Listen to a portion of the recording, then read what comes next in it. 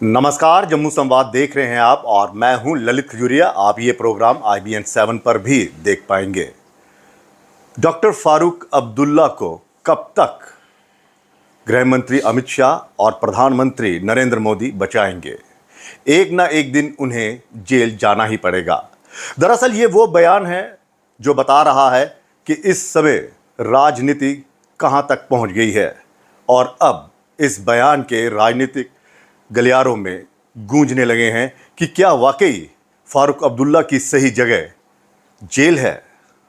जी हां, ये बयान जो दिया है वो अल्ताफ बुखारी साहब ने दिया है, जिनकी जम्मू कश्मीर अपनी पार्टी है, और उनके इस बयान के कई मायने जो है वो निकाले जा रहे हैं।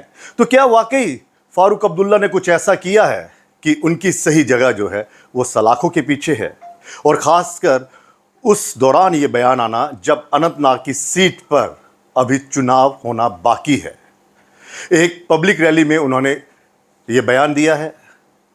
आखिर कौन बचा रहा है और क्या मजबूरी है सेंटर की कि वो फारूक अब्दुल्ला को बचा रहे हैं? पिछले कई सालों से ये बयान सुनने को आ रहे हैं और हम आपको ये भी बता दें कि आज से 5 साल पहले मैंने रविंद्र रैना का इंटरव्यू किया था। तब रविंद्र रैना जी ने साफ कहा था कि बहुत जल्द फारूक अब्दुल्ला तिहाड़ जेल में होंगे और लालू प्रसाद यादव के साथ होंगे, चक्की पीसेंगे वो। उस बयान को दिए हुए 5 साल हो गए हैं और इन 5 सालों में रविंद्र रैना के जज्बात भी बदले और फारूक अब्दुल्ला के प्रति उनका प्यार भी जो था वो उमड़ कर आया। और फिर कुछ सालों के बाद उनका बयान आता है कि फारूक अब्दुल्ला साहब बहुत बड़े लीडर हैं और वो देश की तरक्की में अपना योगदान दे रहे हैं, एक मंजे हुए राजनेता हैं। लेकिन इस मंजे हुए राजनेता पर अब अल्ताफ बुखारी का बयान आना ये बता रहा है कि शायद फारूक अब्दुल्ला उस दहलीज पर पहुंच गए हैं, यहाँ पर अब केंद्र को कहीं ना कहीं एक्शन लेना चाहिए। यूं तो अल्ताफ बुखारी को प्रधानमंत्री की बी टीम कहा जाता है, यानी कि भारतीय जनता पार्टी की बी टीम का आरोप लगता है और बी टीम ये कह रही है कि डॉक्टर फारूक अब्दुल्ला की जो सही जगह है वो जेल है। तो आखिर जेल जाने के कारण क्या है? क्या ये कहा जा सकता है कि आने वाले दिनों में एक बार फिर से जम्मू कश्मीर क्रिकेट एसोसिएशन के जो घोटाला हुआ था उसका जिन जो है वो बाहर आने वाला है? क्या इन चुनावों में वो मुद्दा उठेगा या फिर भारतीय जनता पार्टी जो है वो एक बार फिर फारूक अब्दुल्ला के बंगले पर उंगली उठाएगी, आवाज़ उठाएगी और ये कहेगी कि भाई साहब आपका मकान जो है वो स्टेट लैंड पर बना हुआ है? ये वो मुद्दे हैं, ये वो सवाल हैं जो एक बार फिर से उठने लगे हैं।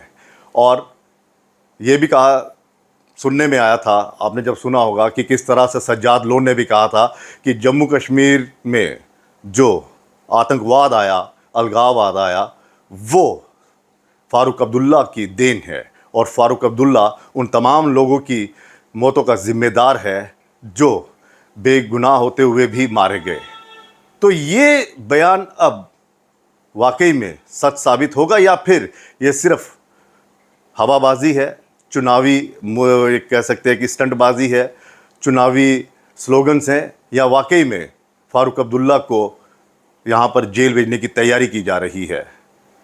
क्या अपनी पार्टी अब इन बयानों के ज़रिए अपना वजूद तलाश रही है या वाकई में फारूक अब्दुल्ला के दुश्मन जो हैं वो खड़े हो गए हैं? क्योंकि सेंटर तो अब खामोश है, ना ही प्रधानमंत्री जी का कोई बयान आया, ना ही अमित शाह जी का बयान आया। हाँ, इतना बयान ज़रूर आया कि परिवारवाद को लेकर फारूक अब्दुल्ला, PDP और कई ऐसी पार्टी, कांग्रेस, उनके खिलाफ तो ये बोलते हैं, लेकिन फारूक अब्दुल्ला द्वारा जो किए गए कृतज्ञ हैं वो कभी उन्होंने कभी चर्चा नहीं की। उन पर यह भी आरोप लगा कि JKCA में जिस तरह से करोड़ों की धांधली हुई है वो फारूक अब्दुल्ला की वजह से ही हुई है। हालांकि इसका जो मामला है वो कोर्ट में चल रहा है और इसी मामले के चलते उनकी प्रॉपर्टी भी कुर्क की गई थी।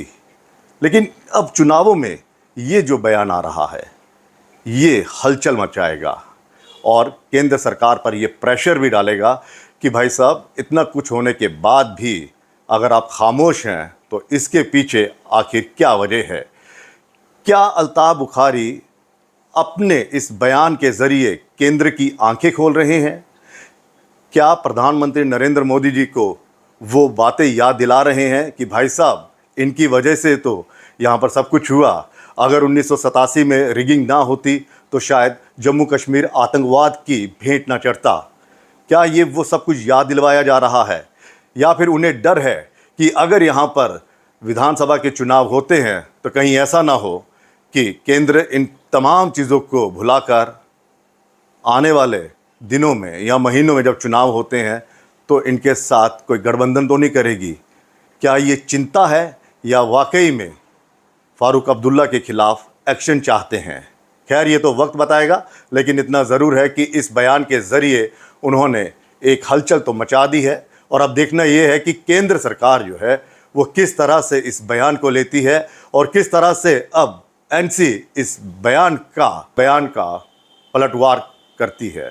क्योंकि अब गेंद जो है वो दो पालों में है, एक केंद्र सरकार के जो भ्रष्टाचार, आतंकवाद, अलगाववाद के खिलाफ है, और एनसी जो है वो कहीं ना कहीं इस बयान को राजनीतिक बयान बताएगी और कहेगी कि हाँ, ये किसी के इशारे पर हो रहा है और फारूक साहब को फंसाने की कोशिश की जा रही है। खैर, कि अल्ताफ़ बुखारी के इस बयान ने एक चीज़ तो साबित कर दी है कि जब अपनी पार्टी का गठन हुआ था तो अल्ताफ़ बुखारी ने साफ कहा था कि हम केंद्र के साथ चलेंगे, हम देश की तरक्की में योगदान देंगे और जम्मू कश्मीर को नई ऊंचाइयों पर ले जाएंगे।